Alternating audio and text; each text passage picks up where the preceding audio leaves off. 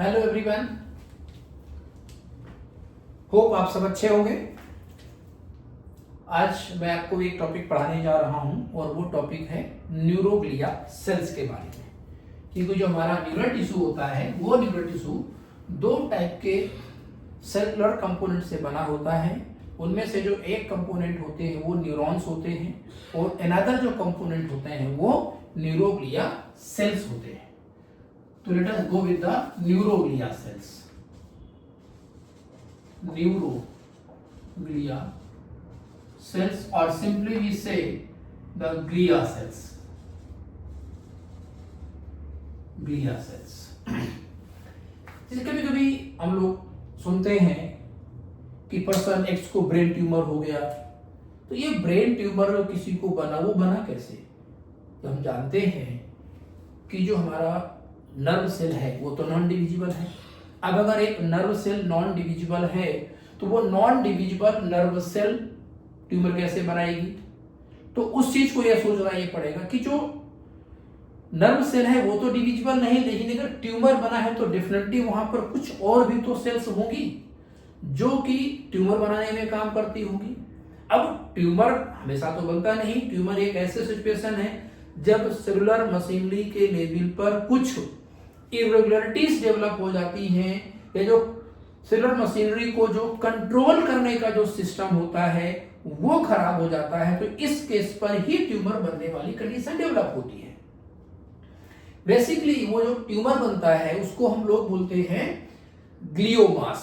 अब ग्लियोमास means a cluster of cell or group of cell to which we call the tumor, and the cause of the tumor is excessive repetitive uncontrolled mitotic cell division of the glia cells। तो ये जो glia cells होती हैं generally कैसी sales है? ये non excitable sales होती हैं। मींस इन सेल्स को हम स्टिमुलेट नहीं कर सकते हैं। इन सेल्स के लेवल पर कुछ इस प्रकार का आयनिक डिस्टरबेंस नहीं होता है कि वो किसी ऑब्जेक्ट के कांटेक्ट में आने के बाद एक्शन पोटेंशियल जनरेट कर सके। दैट इज व्हाई इन सेल्स को हम लोग बोलते हैं एक्साइटेबल सेल्स। बट ये जो सेल्स होती है these are protective and supportive in function. Supportive in function. In our neural tissue ये जो है ये मान के सर मोर देन जो 50% या more than half of the neural जो टिश्यू होता है वो ग्लिया सेल्स का बना हुआ होता है। जो ग्लिया सेल्स हमारे ब्रेन में है या हमारे न्यूरल टिश्यू में है वो मल्टीपल टाइप की हैं और उनमें से कुछ हम ग्लिया सेल्स के बारे में यहाँ डिस्कशन करेंगे। एक बेसिक कम चीजों में डिस्कस करने की कोशिश करूंगा। One of them is astrocyte. These astrocytes are star-shaped, largest glia cell,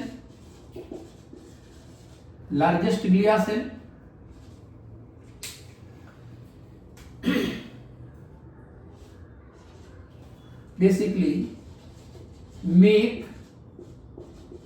blood brain barrier BBB blood brain barrier. अब ये ब्लड ब्रेन बैरियर है क्या? एक्चुअली हमारे ब्लड में बहुत सारे केमिकल्स होते हैं और उनमें से कुछ ऐसे केमिकल्स एंटीजन के फॉर्म में भी हो सकते हैं या कुछ ड्रग्स के फॉर्म में हो सकते हैं। ये अगर ब्रेन तक पहुंच जाएं तो they might cause harm to our brain. वो ब्रेन तक ना पहुंचने पाए इसलिए हमें यहाँ पर एक बाउंड्री बनानी हुई होती है और वो जो बाउंड्री बनाने का काम करता है वो होता है ब्लड ब्रेन बैरियर। तो बहुत ऐसे सारे केमिकल्स जो ब्रेन के लिए हार्मफुल होते हैं उनकी एंट्री को ये रोकने का काम करते हैं। और दैट इज व्हाई जो हमारे न्यूरल सिस्टम से रिलेटेड खास करके ब्रेन से रिलेटेड जो डिसऑर्डर्स होती हैं, जो हमारे सेंट्रल नर्वस सिस्टम से के ब्रेन से रिलेटेड डिसऑर्डर होती हैं, उनका ट्रीटमेंट जनरली वो भी बहुत कम पाता है। उसका कारण यही है कि जो ड्रग दी जाएगी, अब अगर ड्रग तो दी गई, drug should reach to the area of the brain where the damage और इंजरी हैज टेकन प्लेस। अब वो पहुंच नहीं पाती, उसका कारण यही है क्योंकि वहां पर प्रेजेंट होता है ब्लड ब्रेन बैरियर।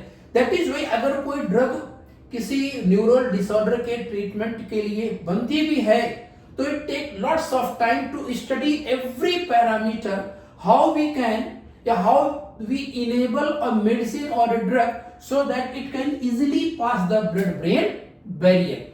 ये बेसिकली क्या है कि जो एस्ट्रोसाइट्स होती हैं, ये एस्ट्रोसाइट जो ब्रेन के आसपास की जो कैपिलरीज होती हैं उनके साथ मिलकर के और खुद के साथ में टाइट जंक्शन बनाती है। और टाइट जंक्शन जैसा आप एनिमल टिश्यू में पढ़े होंगे कि एक ऐसा जंक्शन होता है जो सेल्स के बीच में किसी भी सब्सटेंस के लीकेज को रोकने का काम करता है। तो कुछ कंपोनेंट और भी होते हैं, वो कैसे इजीली ब्रेन तक पहुंच गए जबकि वो तो ब्लड में ही है, या ब्रेन से ब्लड में चले जाते हैं, जैसे oxygen and carbon dioxide. Oxygen और कार्बन डाइऑक्साइड ये लिपिड में इजीली सोल्यूबल है। तो होता क्या है कि ये ट्रांस मेम्ब्रेन ट्रांसपोर्ट के हेल्प से ब्लड से ब्रेन में और ब्रेन से ब्लड में आसानी से ट्रांसमिट हो जाते हैं। मींस अगर यहां पर अगर देखा जाए कि ये अपने पास ब्रेन टिश्यू है और यहां पर इसके आसपास यहां पर कुछ ऐसी सेल है जो ब्लड ब्रेन बैरियर बनाती है, तो जो अब यहां पर क्या ये प्रेजेंट होगी, this is the plasma membrane of the cells making blood brain barrier. यहां पर जनरली क्या प्रेजेंट होगा, टाइट जंक्शंस होगा। अब इन जोन्स पर जहां पर ये प्रेजेंट है टाइट जंक्शन, वहां से कोई भी कंपोनेंट इजीली ब्रेन तक पहुंच नहीं सकता। यहां पर अपने पास ये ब्रेन टिश्यू प्रेजेंट, यहां नहीं पहुंच सकता। यहां से जो एंट्री होगी उस सब्सटेंस की एंट्री पॉसिबल नहीं है। लेकिन ऑक्सीजन एंड कार्बन डाइऑक्साइड ये तो ऐसी गैसें हैं जो इस टाइट जंक्शन वाले एरिया से पास नहीं होती ब्रेन तक, ये डायरेक्टली ट्रांस मेम्ब्रेन ट्रांसपोर्ट के थ्रू यहां तक चली जाती है। इसी प्रकार से यहां पर एक और स्पेसिफिक प्रोटीन प्रेजेंट होती है जो और बहुत सारी चीजों को ट्रांसपोर्ट करने में सपोर्ट करेगी, जो ब्रेन के लिए जरूरी होती है।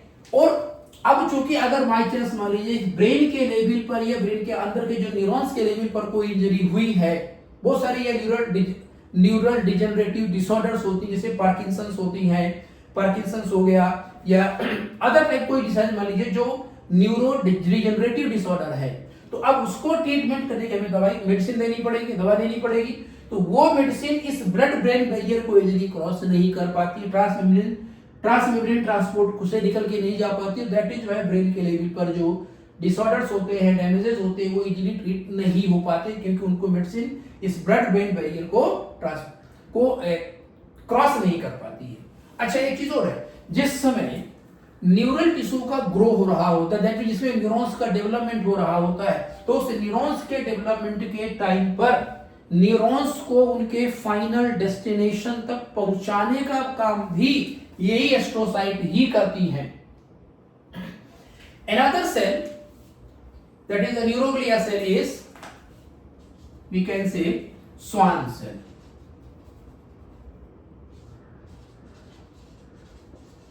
Schwann cell. This Schwann cell may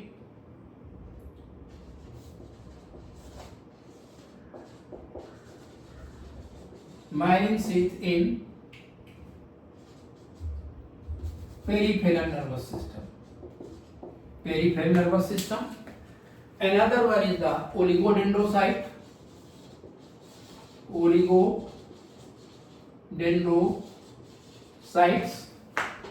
These make or secrete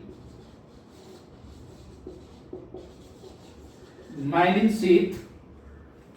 Make or secrete the myelin sheath in central nervous system. Another one is microglia cells. Microglia cells only mesodermal cell of neural tissue. Actually जो neural tissue है वो ectodermal in origin होता है। अब वो तो ectodermal in origin है, but ये जो माइक्रोग्लिया है द ओनली मीजोडर्मल सेल है। दैट मीन जो रेस्ट ऑफ सेल, चाहे वो न्यूरॉन है या वो एस्ट्रोसाइट्स हैं या फिर वो स्वान सेल्स हैं या वो ओलिगोडेंड्रोसाइट्स हैं, ये सभी की सभी जो सेल्स है ये सब एक्टोडर्मल इन ओरिजिन है। लेकिन जो माइक्रोग्लिया है ये एक प्रकार की मीजोडर्मल सेल है। ये बेसिकली जो माइक्रोग्लिया है, अगर इसके हम सोर्स की बात करें तो ये derived from monocytes like cells, वहां से डिराइव होने वाली सेल्स होती हैं। और चूंकि मोनोसाइट लाइक सेल्स डिराइव की मोनोसाइट ब्लड सेल्स हैं और 2 the mesodermal cell, mesodermal in origin, and these being monocyte derivatives, these are the phagocytic in nature। इनका जो नेचर होता है वो phagocytic नेचर होता है। तो another one more cell here, the fifth one, the fifth cell is ependymal cell। These ependymal cells are ciliated columnar cells। These line the ventricles of brain। जो brain के अंदर ventricles होते हैं, specific cavities होती हैं, उन specific cavities के अंदर भरा होता है फ्लूइड, जिसको हम लोग बोलते हैं सेरिब्रोस्पाइनल फ्लूइड। और वो सेरिब्रोस्पाइनल फ्लूइड के सर्कुलेशन करने के लिए जो स्पेसिफिक सेल की जरूरत होती है उनको हम लोग बोलते हैं एपेंडाइमल सेल्स। अब ये फ्लूइड क्यों जरूरी है? सिंपल सी चीज, हमारा जो ब्रेन है उसका वेट अप्रोक्सीमेट मान के चलिए 1200 से लेकर के 1350 ग्राम के आसपास है। बट ये ब्रेन कभी हमको फील नहीं हुआ वेट। फिर इसलिए होता है कि अपना जो ब्रेन है वो एक फ्लूइड के ऊपर प्लेस्ड है।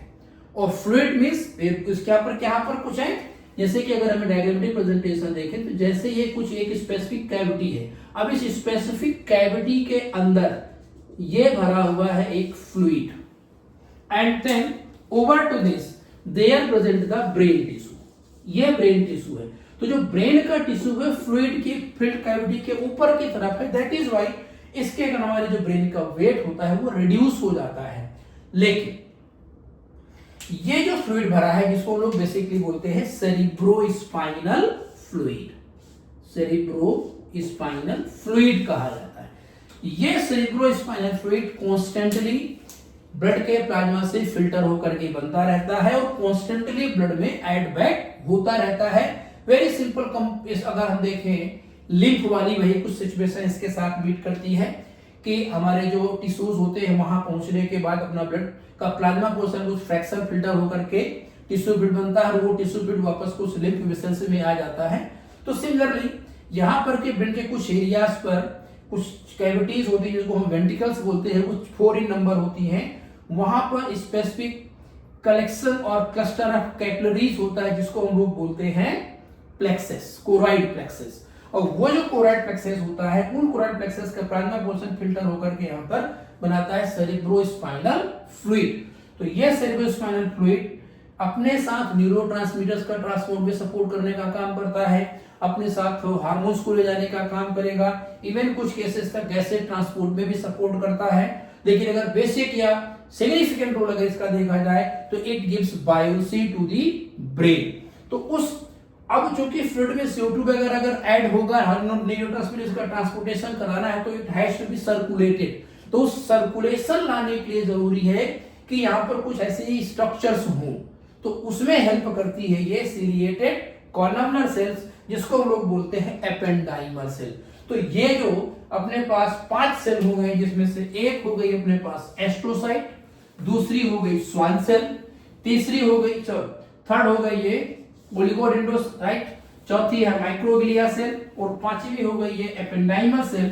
ये जो सेल्स होती हैं ये कलेक्टिवली हमारे ब्रेन की ग्लिया सेल्स की कैटेगरी में आती है। ये नॉन एक्साइटेबल सेल है, मींस